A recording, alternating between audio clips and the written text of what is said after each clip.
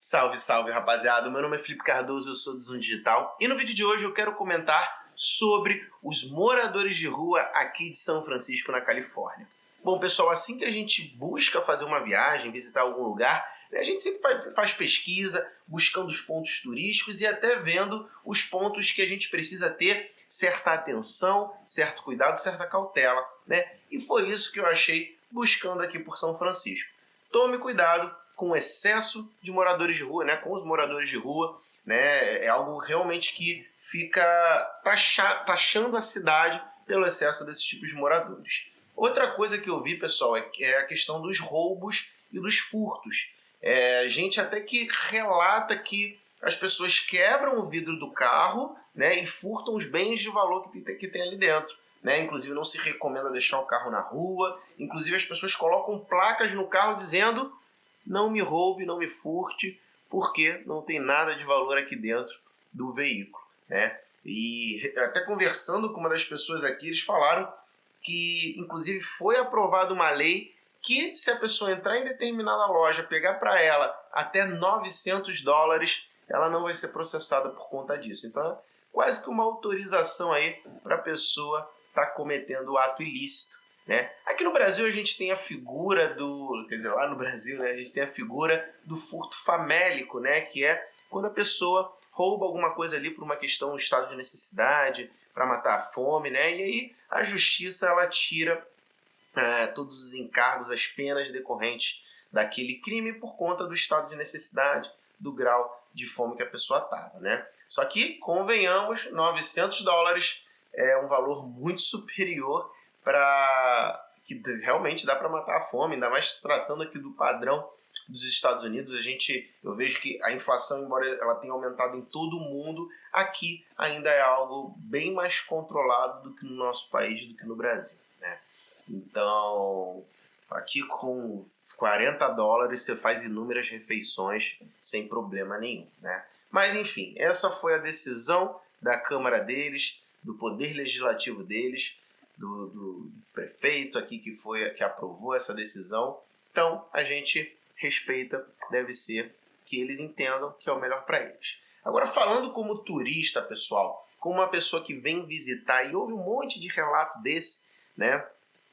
Eu acho que todo lugar a gente tem que tomar cuidado. Todo lugar tem seus prós, seus contras, seus lados positivos e lados negativos. E é bem verdade, pessoal, é que o viajante que ele é um bom viajante, vamos dizer assim, ele não vai ficar extremamente confortável em lugar nenhum, né? Não é porque eu sou do Rio de Janeiro, que é uma cidade extremamente violenta, que você tem que ficar de olho em tudo, que eu vou achar que só pelo fato de eu estar nos Estados Unidos que vai ser tudo às mil maravilhas, né? Gente ruim tem em todo lugar do mundo. Gente propensa a fazer o mal, a causar prejuízo no outro, tem em todo lugar do planeta. Então, eu nunca fico extremamente confortável. Óbvio que, por exemplo, eu estou andando de noite, eu vejo que as pessoas, né, uma coisa que eu sempre analiso é se aquela pessoa que reside, se aquela pessoa, a grande maioria das pessoas estão utilizando o telefone com frequência, seja no metrô, seja no ônibus, seja nas ruas,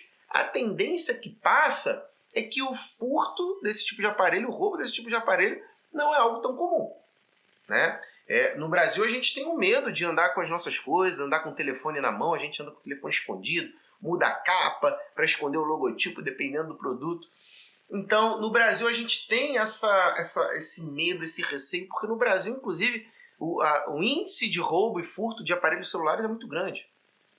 Coisa que, aqui eu confesso para vocês que, embora eu ande ligado o tempo todo, eu sou muito mais tranquilo em utilizar um telefone, em andar com a minha câmera fotográfica aqui pelos lugares. Né? Eu não vejo ninguém me olhando esquisito, eu não vejo ninguém olhando com segundas intenções. Não quer dizer que eu não vá tomar cuidado.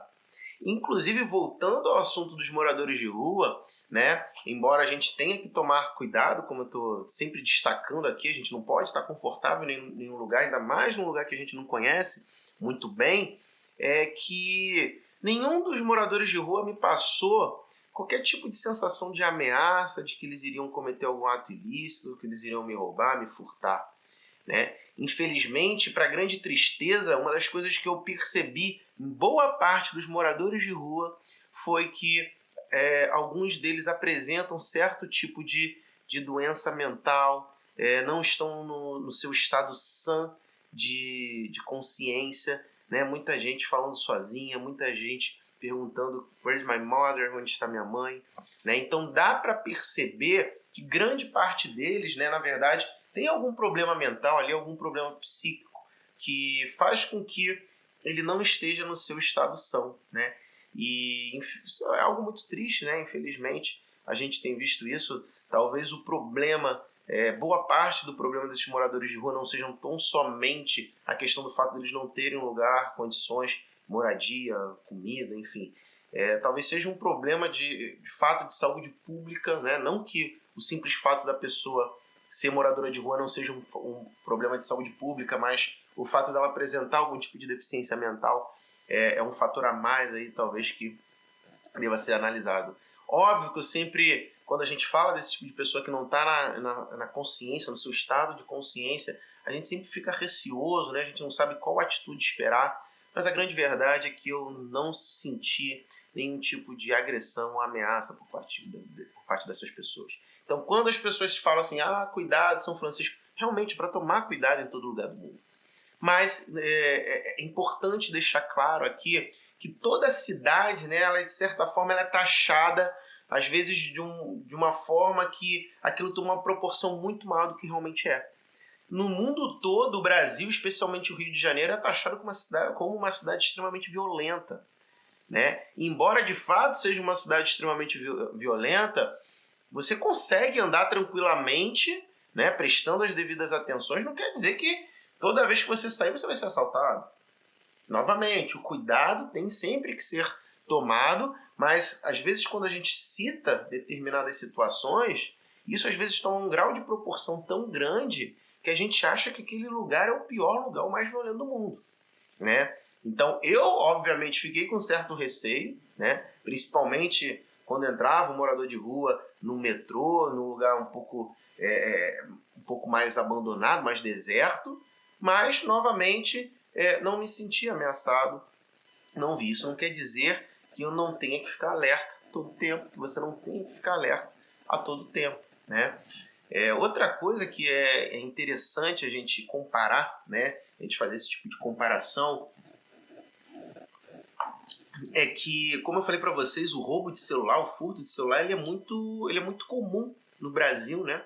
Aqui, graças talvez aí ao poder econômico das pessoas, né, a gente vê que, por exemplo, um iPhone, que é extremamente cobiçado no nosso país, é alvo de muitos ladrões, muitos furtadores. Então a gente vê que tem um índice o brasileiro tem um índice de apego, um índice de valorização do iPhone muito grande.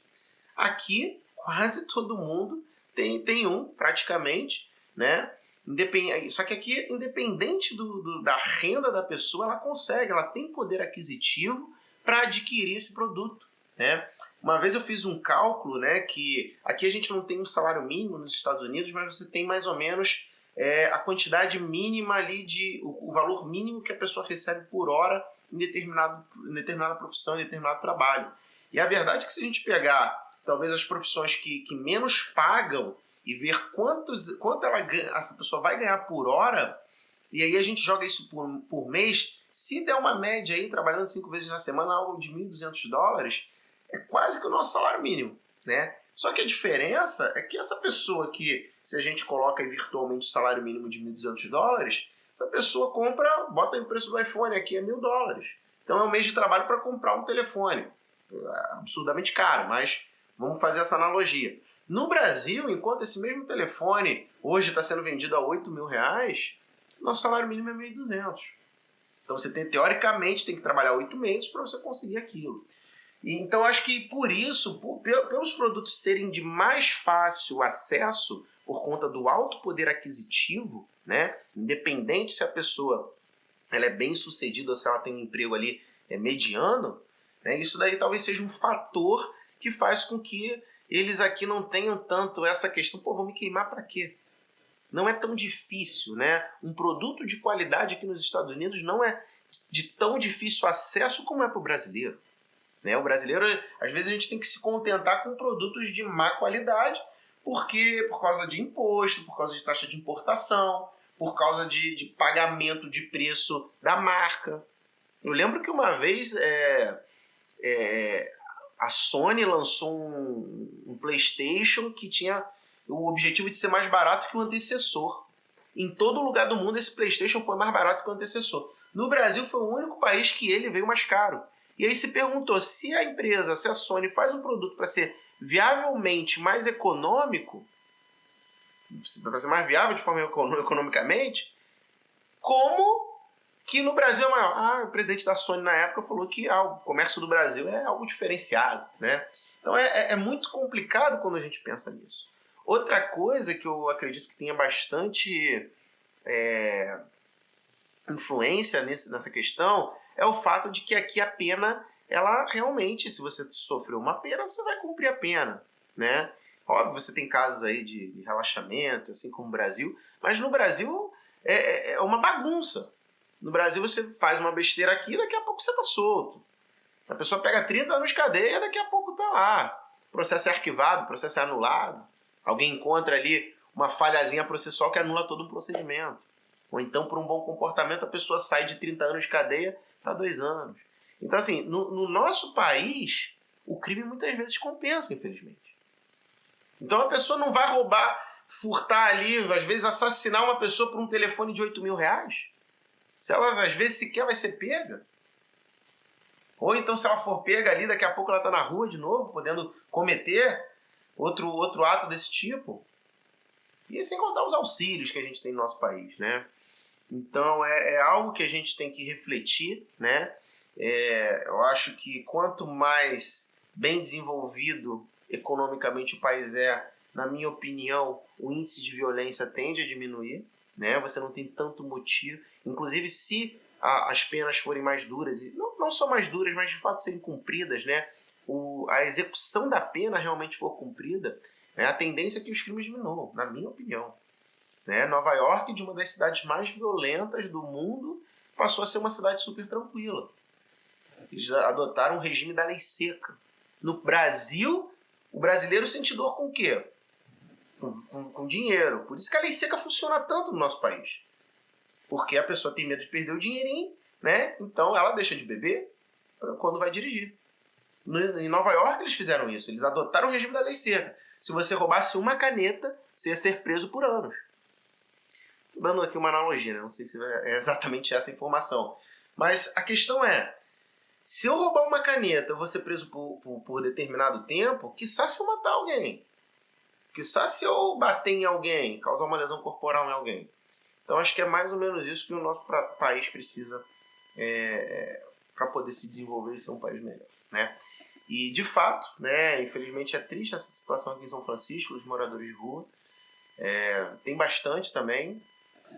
O pessoal fala que tem muitos moradores de rua, mas não vi nada tão distante como Nova York, como o centro do Rio de Janeiro. Não está nada longe disso, né? Talvez o padrão de visita de uma cidade nos Estados Unidos seja muito alto, mas nada tão diferente que nós brasileiros já estejamos acostumados. Bom, pessoal, vou ficando por aqui, vou me despedindo e até a próxima. Tchau, tchau.